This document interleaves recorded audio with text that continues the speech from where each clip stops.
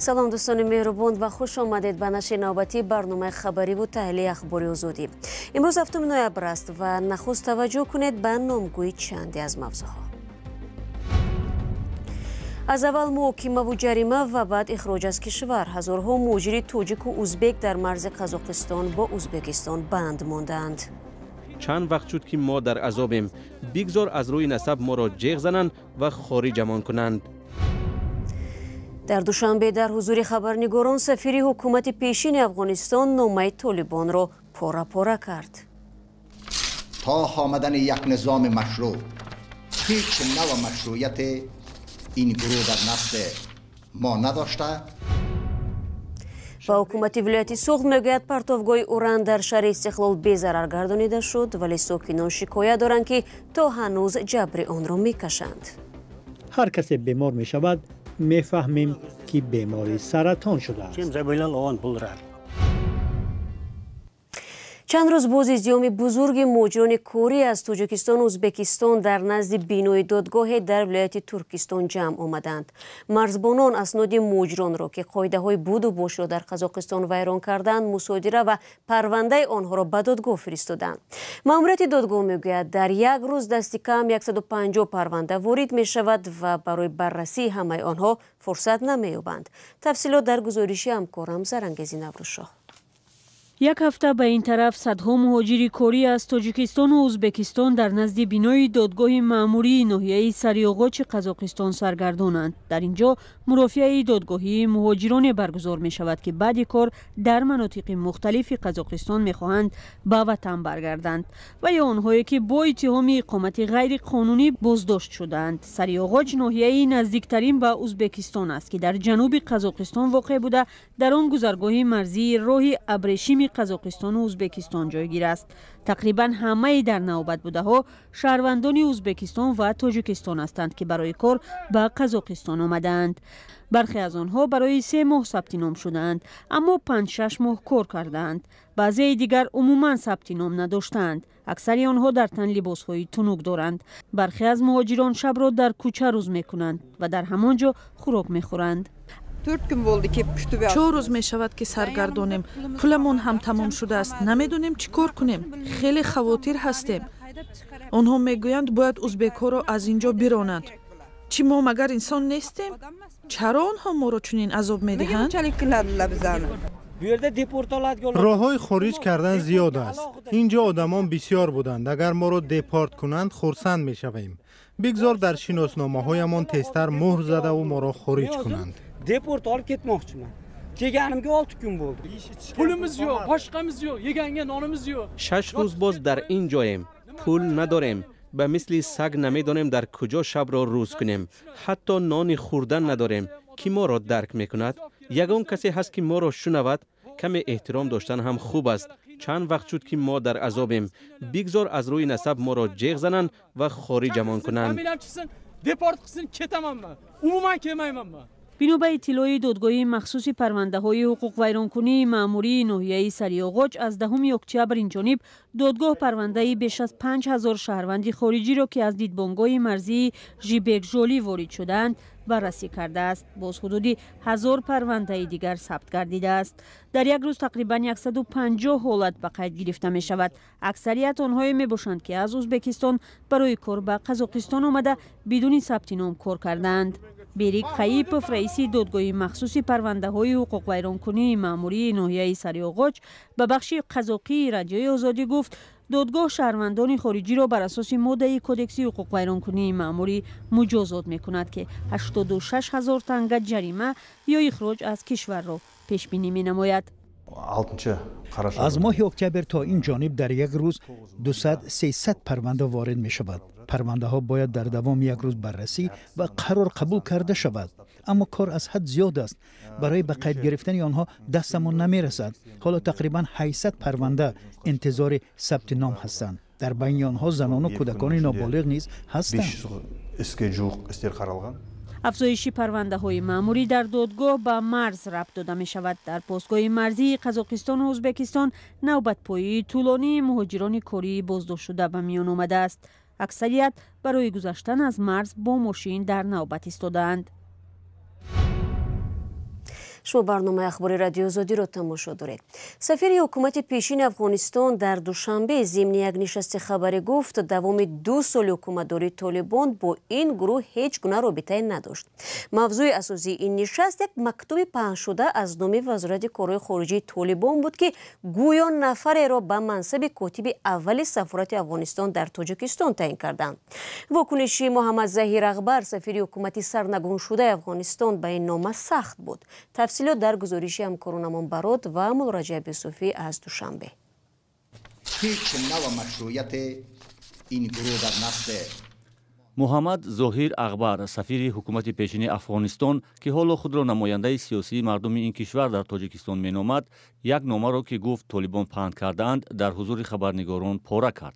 این نامه فرمانی بوده است درباره تعیین نفر به حیث کاتب اول سفارت افغانستان در تاجیکستان که گویا امیرخان متقی وزیر کارهای خارجه حکومت طالبان امضا کرده است. مکتوبی که به اصطلاح از طریق طالب‌ها در رسانه ها سرازیر شده در نزد ما موجود است. احترام به کلمه مقدس هم که در بالای هم تذکر رفته است. من به مردم اطمینان میتم که تا آمدن یک نظام مشروع هیچ نوع مشروعیت این گروه در نسل ما نداشته. طالبان که 2 سال از حکومت افغانستان را در دست دارند در این باره رسما چیزی نگفتند. سفیر حکومت پیشین افغانستان در 2 سال اخیر از منتقدان سرسخت طالبان است. وی میگوید در این 2 سال با حکومت طالبان هیچ رابطه‌ای نداشته است. هرچند ماه مارس امسال خبرهای نشر شد که نمایندگان حکومت طالبان از بینای کنسولگری افغانستان در شهر خاروق دیدن کردند. نمایندگی کنسولی ما در خاروق به هیچ صورت نزد طالبان است. ما او را به خاطر نداشتن امکانات اقتصادی به تعلیق در آوردیم و همکارای ما در اینجا کتمان کار ادامه میدن. بینای کنسولگری گنرالی افغانستان در شهر خاروق ماه فوریه امسال از حمله بهمن یا ترمخ خراب شده بود. مقامات تاجیکستان خبر آمدن نمایندگان طالبان را به شهر خاروق تصدیق یا رد نکرده بودند. بعد سرنگون شدن نظام جمهوریت در کابل، چند کشور از جمله ایران نمایندگی‌های دیپلماتی افغانستان را در اختیار گروه طالبان گذاشت. تاجیکستان که خواستار حکومت فراگیر در افغانستان است، در این 2 سال نمایندگان دیپلماتی طالبان را قبول نکرده است و بینای سفارت افغانستان در اختیار سفیر حکومت پیشینه باقی مانده است.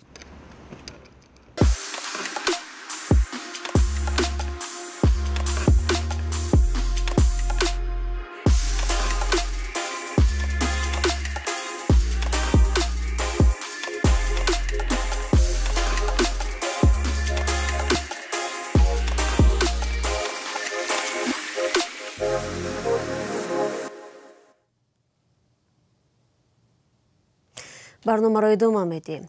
ماه گذشته شرکت روسیایی روساتوم خبر داد که قبرستان اوران در شهر استقلال تابوشهر سابق را کلاً روی پوش کرده بی‌ضرر گردانیدند.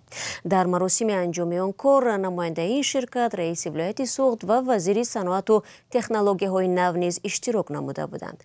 ولی ساکنان میگویند هنوز کلاً بی‌ضرر شدن هوا و اقلیم زیستشان را حس نمی‌کنند. فرزان محمدی با چندی از ساکنان صحبت کرد و این گزارش را فرستاد که همراه می‌بینیم. شهر استقلال یا تابوشهر سابق، قبرستان اوران تاجیکستان در همین جاست. میراثی بازمانده از شوروی که ساکنان میگویند تا هنوز جبرش را میکشند. این آباد اشورا و یکی از آنهاست. میگوید هوای نامساعد در این شهر راه گشتن را دشوار و دردها را بیشتر میکند. Туман, и погода меняется, уже начинается голова болеть. وقتی تومان پیدا می شود الکی سرمان درد می کند. به فکرم همون وقت رادیاسیا بالا می شود. من همین خیلی حس می کنم. دیگرها را نمی دونم. سرم سخت درد می کند و فشارم بلند می شود.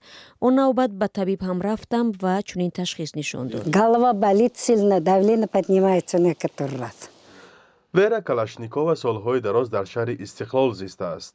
پیشتر آموزگار بود، حالا فراش یک کارخانه دولتی است. تاریخ شهر را قدم به قدم به یاد دارد. از جمله طرز محافظت مردم از اوران خفته را. Раньше поливалки ходили, 3 раза поливали летом. пештар опошҳо мегаштанд ва дар як рӯз 3 маротиба кӯчаҳоро опошӣ мекарданд. ҳама ҷо тару тоза мешуд. ҳоло дар шаҳр мегардӣ, боду ҳаво хуб нест.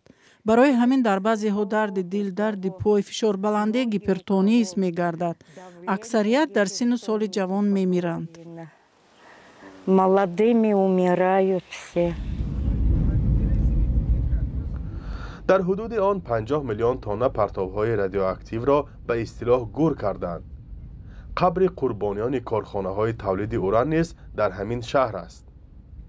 شرکت روساتوم روسیه ماه اکتبر امسال بر اساس یک طرح بین دولتی پرتاب‌های رادیواکتیو را در شهر استقلال به ظرف‌های آهن و بتونی جای داده پسمانده‌ها را روی پوش کرده است. به ادعای مسئولان شرکت وضع رادیاسیونی تا حد پایین‌ترین و طبق معیارهای بین‌المللی کاهش داده شد. ما با دقیقیت و مسئولیت تام به مسئولان بلندپایه کشور برادری تاجیکستان گفته می توانیم که کار 100% اجرا شده است. منطقه از نگاه اکولوژی بی‌ضرر گردانیده شد. چنانکه که امروز در صحبت رئیس ولایت و وزیر قید گردید، همه این کار برای مردم و حفظ سلامتی اهالی ولایت سوخت تطبیق گردید. این خیلی چیز مهم است برای ما. жителей Сагдийской области. حالا اطراف پرتابگاه را محکم کردند و وارد شدن به حدود آن ممنوع است. ولی مردم استقلال میگویند پره بی‌ضرر کردن منطقه از تاثیر اوران به این زودی ها غیر امکان است. Все равно так бывает. Потому что у нас здесь весь уже посеянный. خواه نخواه رادیاسیا حس کرده می شود چون که وی در تمامی زمین های شهر پهن شده است. وقتی رادیاسیا بلند می شود دست و پایمان درد می کند. هر وقت مهمانان بیایند هم در حال سردردی و بیحالی را حس می کنند. Другие тоже приходят, все равно будет болеть они. به اطلاع رسمی در شهر استقلال تقریباً 30 مبتلای سرطان ثبت شده پی طبابت هستند. پسر کلانی من در انا همین جا زندگی میکرد. وی از بیماری سرطان فوتید. سرطانی معده داشت. بعد از 2 سال پیدا شدن این بیماری فوتید. از تأثیر اوران یا از تقدیر فوتید من نمیدانم. لیکن بسیاری آدمان اینجا از سرطان میفوتند. هر کسی بیمار میشود میفهمیم که بیماری سرطان شده است. اولی فعال سالهای 95 و 96 وقتی که من به فعالیت آغاز نمودم در حقیقت هم بیماری های سرطان یا نقصان های مادرزادی کودکان به چشم میرسید.